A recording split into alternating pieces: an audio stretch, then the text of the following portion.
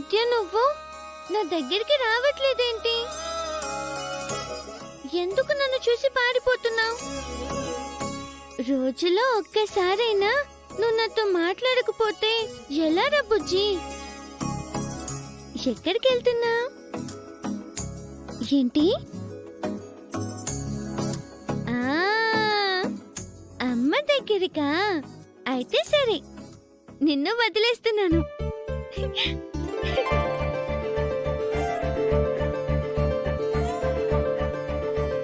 Bye friend, bye.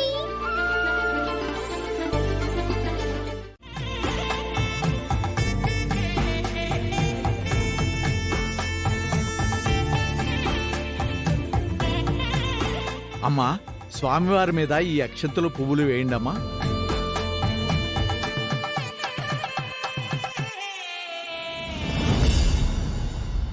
అమ్మా, పూర్వకాలంలో ప్రజలను పరిపాలించే తుంగధ్వజుడు అనే ఒక మహారాజు ఒకరోజు వేట కోసమై అరణ్యానికి వెళ్లి ఒక మృగమును వేటాడి అక్కడే ఒకచోట విశ్రాంతి తీసుకుంటున్నాడు.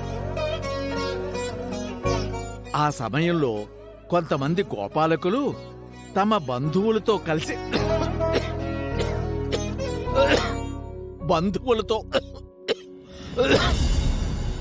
సత్యదేవుని వ్రతం చేస్తూ ఉండగా ఆ మహారాజు ఆ వ్రతం చూశాడు. కాని గోపాలకులు వ్రతం చేయటమా మనం చూడటమా అని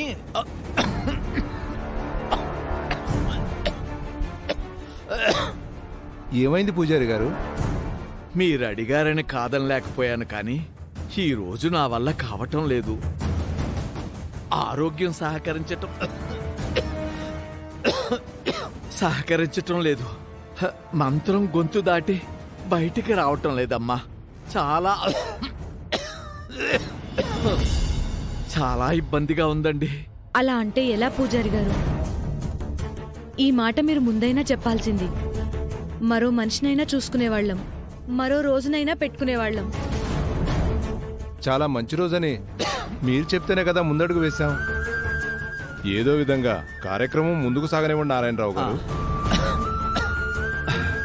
కానీ గోపాలకులు మహారాజు గారు వచ్చారు కదా అని, మా ప్రభువు దేవుని వంటి వారని ప్రసాదాన్ని తెచ్చి మహారాజు గారికి ఇవ్వగా, అమ్మా,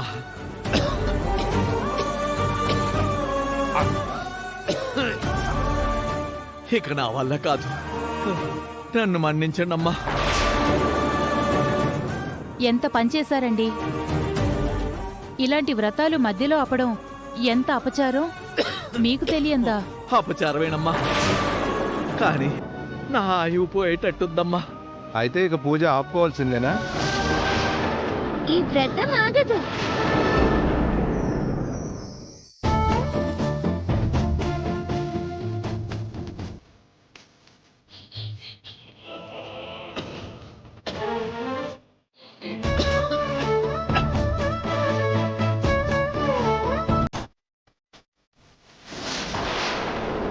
ఎవరా పాప? అక్షయమ్మా. అక్షయానా? అవునమ్మా, నా మనవరాలు.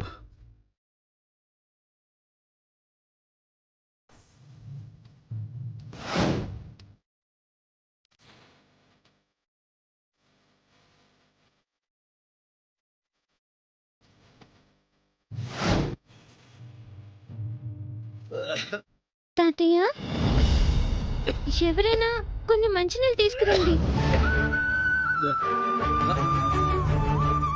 ఇటెందుకొచ్చావురా? అమ్మ దగ్గరికి వెళ్తూ ఇలా వచ్చాను తాతయ్య.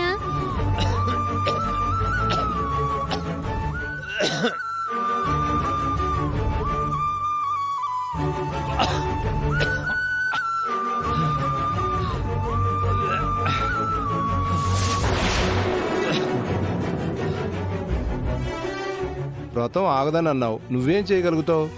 మా తాతయ్య ఆపిన చోటు నుంచి నేను ముందుకు తీసుకెళ్తాను. నువ్వా? అవును, ఇదేమైనా ఆట అనుకున్నావా పాట అనుకున్నావా?